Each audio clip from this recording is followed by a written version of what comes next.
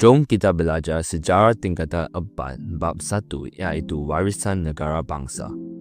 Ada 4 subtopik yang anda mesti tahu iaitu ciri-ciri negara bangsa Kerajaan Alam Melayu, ciri-ciri negara bangsa Kesultanan Melayu Melaka, sistem pentadbiran dan undang-undang dan juga peranan pemerintah dan rakyat. Jom kita mula dengan ciri-ciri negara bangsa Kerajaan Alam Melayu. So, apakah itu negara bangsa Kerajaan Alam Melayu? Okey, so Kerajaan Alam Melayu ialah beberapa kerajaan yang bermula sebelum kedatangan Barat, termasuklah Kerajaan Funan, Sriwijaya, Majapahit dan Angkor. Kerajaan-kerajaan ini mempunyai ciri-ciri yang sama iaitu raja, undang-undang, wilayah pengaruh dan rakyat. Terdapat satu raja yang menjadi tonggak utama kerajaan. Raja juga dibantu oleh para pembesar. Contohnya, Raja Champa dianggap sebagai pemerintah yang suci atau dalam bahasa Inggeris, holy, dan dikaitkan dengan Dewa Siwa. Undang-undang dilaksanakan bagi memastikan kesejahteraan sesebuah kerajaan. Contohnya, Kerajaan Majapahit mengamalkan Undang-Undang Kutara Manawa. Wilayah pengaruh merupakan kawasan yang rakyatnya menerima dan memperakui pemerintahan seseorang raja. Contohnya, Kerajaan Funan mempunyai wilayah pengaruh yang luas. Rakyat ialah penduduk di dalam sesebuah wilayah yang setia kepada raja dan tidak menderhaka. Contohnya, rakyat Kerajaan Sriwijaya membuktikan kesetiaan mereka kepada Raja Sriwijaya dan meminum air sumpah. Okey, so itulah ciri-ciri negara bangsa Kerajaan Alam Melayu. Next ialah ciri-ciri negara bangsa Kesultanan Melayu Melaka. Untuk negara bangsa Kerajaan Alam Melayu, terdapat 4 ciri-ciri, tapi Kesultanan Melayu Melaka mempunyai 6 ciri-ciri, iaitu bertambah kedaulatan dan lambang kebesaran. Nombor 1 ialah kerajaan yang diketuai oleh seorang raja atau dipanggil sebagai sultan selepas kedatangan Islam. Pemerintahan beraja diperkukuh dengan sistem pembesar 4 lipatan yang menjadi tonggak pentadbiran Melaka. Kedua ialah rakyat. Dalam Melaka, rakyat terdiri daripada orang Melayu dan orang laut. Juga terdapatnya golongan merdeka dan hamba. Rakyat menunjukkan taat setia kepada Sultan Melaka dan mematuhi undang-undang. Ciri ketiga ialah kedaulatan, iaitu lambang kekuasaan tertinggi seseorang sultan. Kedaulatan Kesultanan Melayu Melaka juga diiktiraf oleh Kerajaan Dinasti Ming yang telah menghantar Laksamana Cheng Ho untuk mengeratkan hubungan antara China dengan Melaka.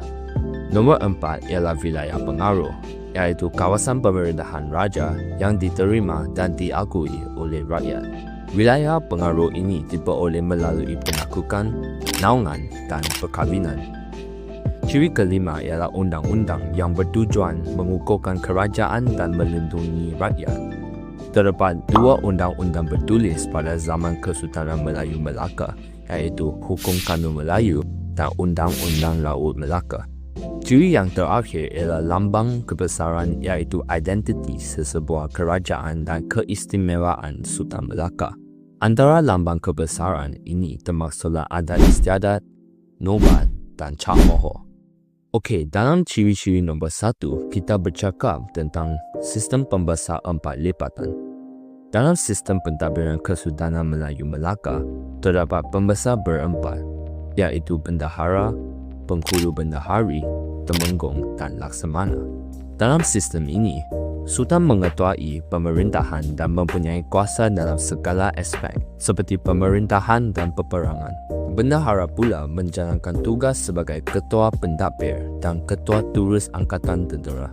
Beliau juga akan menasihati Sultan dalam pelbagai hal. Penghulu bendahari dilantik bagi menguruskan perbendaharaan secara teratur. Temenggong dilantik untuk menjaga keselamatan kota Melaka, manakala Laksamana pula bertindak sebagai Panglima Angkatan Laut Melaka. Okey, tadi kita belajar tentang ciri-ciri Kesultanan Melayu Melaka dan antaranya ialah undang-undang. Dalam Kesultanan Melayu Melaka, terdapat 2 undang-undang iaitu Hukum Kanun Melayu dan Undang-Undang Laut Melaka. Dalam Hukum Kanun Melayu, terdapat 4 aspek termasuklah jenayah, peranan Sultan dan pembesar, kekeluargaan, dan ekonomi. Dalam aspek jenayah, seseorang yang didapati membunuh orang lain tanpa pengetahuan raja akan dihukum bunuh.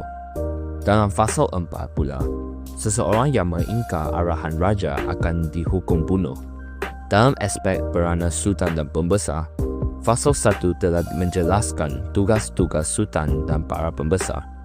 Dalam aspek kekeluargaan, pasal 26 menyatakan bahawa pernikahan memerlukan 4 orang saksi jika tidak cukup memadai 2 orang sahaja. Hamba dan wanita tidak boleh menjadi saksi dalam pernikahan.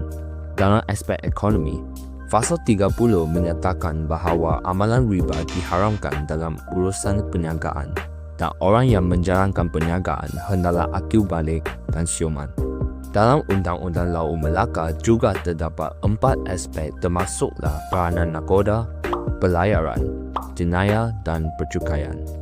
Dalam aspek peranan nakoda macam raja dalam pelayaran, beliau berkuasa penuh.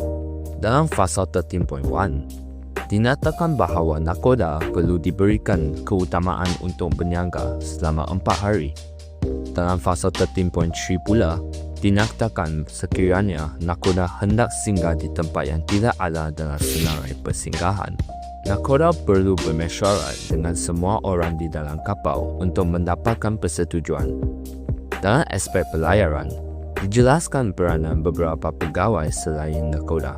Antaranya termasuklah jurumudi, malim dan jurubatu.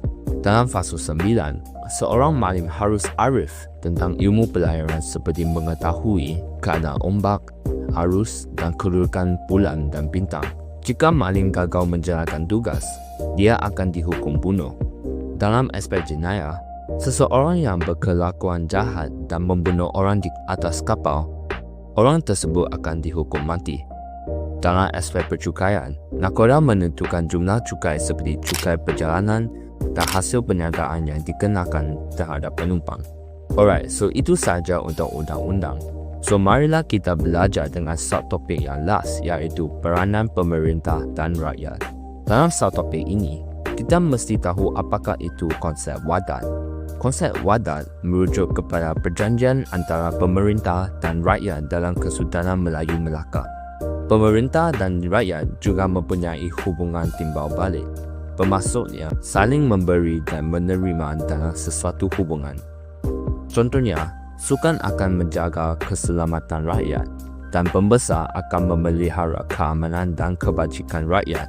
Sebaliknya, rakyat akan menunjukkan taat setia kepada pemerintah. Okey, jadi itu sahaja aspek yang anda perlu tahu dalam bab 1. Jika video ini membantu, jangan lupa like, komen dan subscribe untuk lebih banyak kandungan seperti ini. Sejarah senang je.